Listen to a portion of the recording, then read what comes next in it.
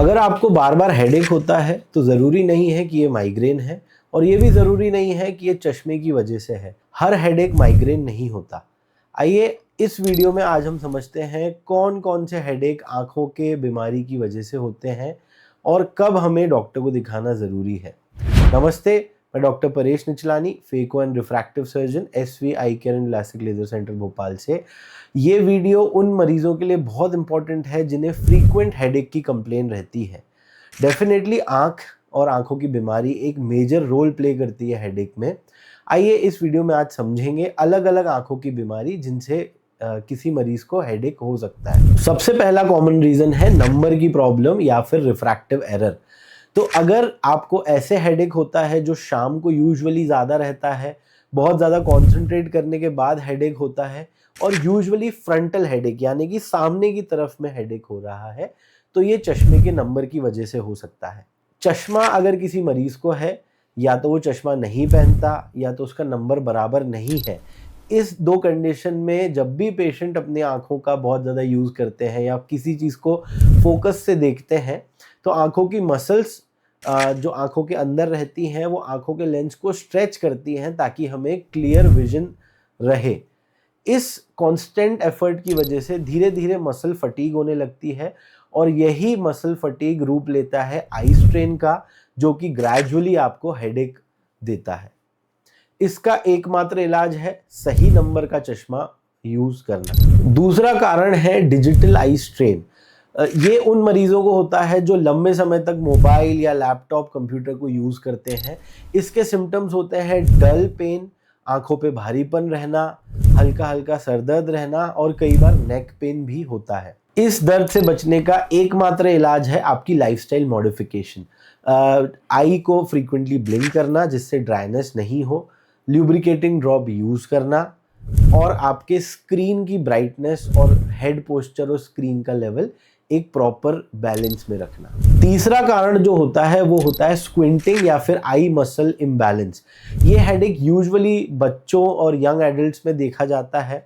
लंबे समय तक आंखों का यूज करना, या फिर पेशेंट को डबल विजन होना, या फिर एक आई को स्क्विंट करना, मतलब पेशेंट जिस आई से मसल इम्बैलेंस है उस आई को कवर करते हैं या आंखों को एक आंख को बंद करके उनको हेडेक में आराम मिलता है। ये सिम्टम्स हैं स्क्विंटिंग या फिर आई मसल इम्बैलेंस की वजह से हेडेक होने के। इसका एकमात्र इलाज है अपने डॉक्टर की कंसल्टेशन, डॉक्टर द्वारा इस बैलेंस को ठीक करना। कई बार कुछ कन्वर्जेंस इनसफिशिएंसी के पेशेंट्स को नॉर्मल न्यूट्रिशन थेरेपी और एक्सरसाइज से ठीक किया जा सकता है। कुछ मरीजों में चश्मे की आवश्यकता लगती है, और एडवांस केसेस में सर्जरी एक ऑप्शन होता है। चौथा और बहुत ही घातक कारण होता है ग्लूकोमा यानी कि कांचियाबिन।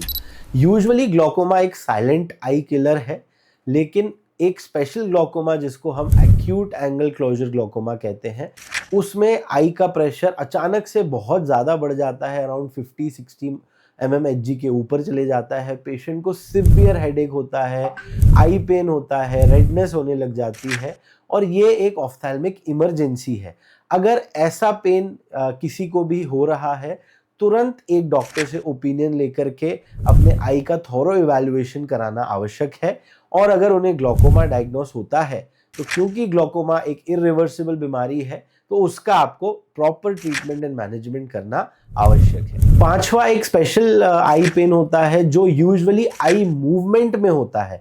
मतलब हम अगर नॉर्मली देख रहे हैं तो दर्द नहीं होता, लेकिन हम अगर आई बॉल को मूव कर रहे हैं राइट लेफ्ट ऊपर नीचे, तो आई में पेन होता है। ये यूजुअली आई का इन्फ्लेमेशन इन्फेक्शन के साथ एसोसिएटेड रहता है, जिसको हम स्क्लेराइटिस कहते हैं। ये एक एक्सक्रूशिएटिंग पेन होता है, मतलब इसमें आई मूवमेंट के साथ पेशेंट को बहुत ज़्यादा दर्द होता है, आई में रेडनेस रहती है, और कई बार विजुअल डिस्टर्बेंसेस भी आते हैं। ये एक सीरियस कंडीशन है। अगर ऐसा आई पेन हो रहा है तो आपको तुरंत अपने ऑफ्थैल्मिक सर्जन को दिखाना आवश्यक है। छठवा, साइनस को कई बार हम आई पेन से कंफ्यूज करते हैं। तो एक सिंपल सा डिफरेंशिएटिंग फैक्टर है।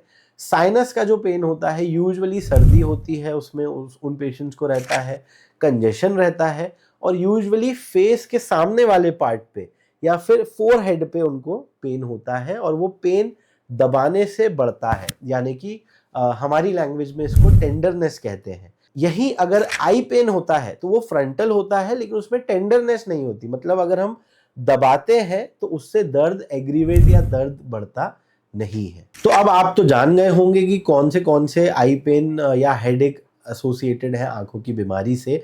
कुछ रेड फ्लैग्स हैं जिनका आपको ज़रूर ध्यान रखना है। अगर आई पेन या हेडेक के साथ ये सारे सिम्टम्स होते हैं तो तुरंत आपको अपने आई सर्जन को दिखाना आवश्यक है। जैसे कि सडन विजन लॉस, एकदम से दिखाई बंद हो जाना, डबल विजन होना, दो दिखाई देना, आई का रेडनेस होना या नौजिया जैसा लगना, फ्लैशेस या इंद्रधनुष टाइप के पैटर्न आपको दिखाई देना, या कि बहुत सिवियर आई पेन, इतना ज़्यादा आई पेन जो आप नॉर्मल दवाई से भी वो सबसाइड नहीं हो रहा।